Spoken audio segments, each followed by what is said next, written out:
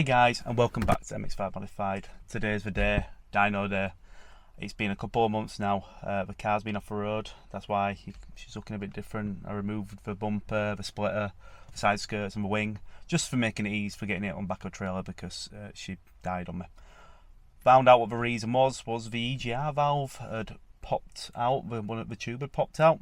We think it might have been because the wiring were messed up on cylinder 3, which might cause a misfire and caused it to blow out maybe. So I listened to AB Performance, they fixed all that for me. Also put new injectors in for me. They're the purple injectors instead of the 2 litre ones that were already in. It sounds much better, nowhere near as sticky as it was with the other injectors, and it runs a lot smoother. So it'd be nice to see what sort of power it's kind of making today, because it doesn't feel massively different. Feel a bit more mid-range torque. The top end feel a bit less.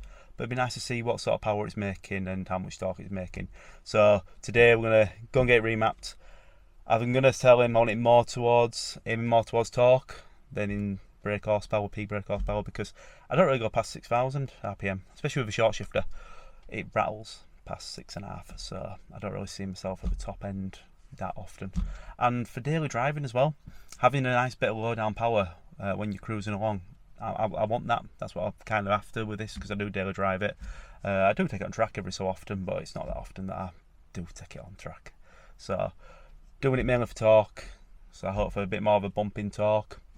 And I know you compromise a bit less BHP, which is just one of those things. I'm also going to be getting launch control added, not for me launching it anyway, just for the noise. That's mainly the reason, and for videos.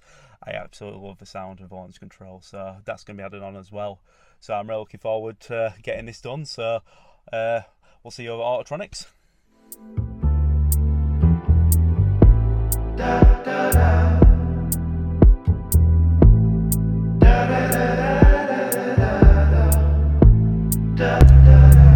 Just dropped her off to Clive, had a little word with him. I'm getting launch control added, not because I'm going to be launching it anyway, just for the noise. Had a word with him, told him what's changed with the spacer plate, the injectors and the manifold. So I was going to have a little guess at predictions at what sort of power it's going to be making. We did say more aimed towards more torque, more than brake horsepower, because that's what these 2.5 engines are made for. And I want to feel that mid-range torque, especially for one, because I daily it. So Sam, is there any ideas? Because I've got dyno sheet here. Yeah, so at first it was 197 horsepower, but because of the manifold, I think it'll make a bit less, and because you're aiming more towards more torque, I'm going to say between 188 and 190, around that. What torque? It made 175 foot-pounds of torque last time. So what's that Newton meters, about 237? I think so, yeah. I'd probably aim towards more 245. Which is? 180, 185, something like that. I'm guessing, I think 190 bhp. And then maybe 190 foot-pounds of torque. You think it's going to be more? I think it's going to be about equal. So it's not long now, we'll just offer a drive round to the different Aldis and Home Bargains, so Sam can go and hunt for Hot Wheels, and I might get some as well. I might get some if there's any that I want. Yeah, sounds good. Yeah, but yeah, next it's going to be the dyno, so we'll see you in a bit.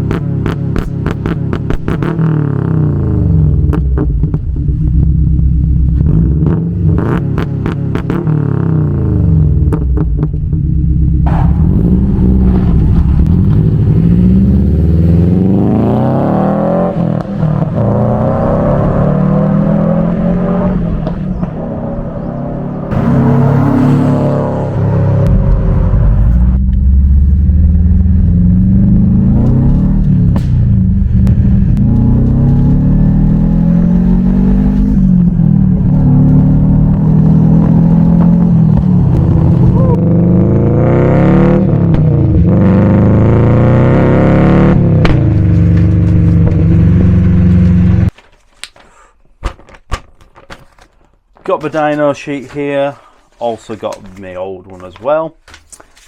I don't have any dyno runs, unfortunately. The dyno wasn't working when we went to go and pick it up. They had something wrong with it, so he's got to go and fix that. But we've still got the sheets, still got the runs.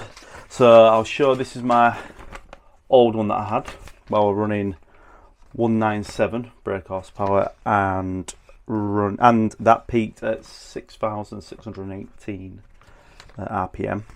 Then we've also got the torque was 176 foot-pounds. That does say at 3,006, but that wasn't right. It's around 5,000 RPM. That's where it peaked at. Nice curve. That was a really good map.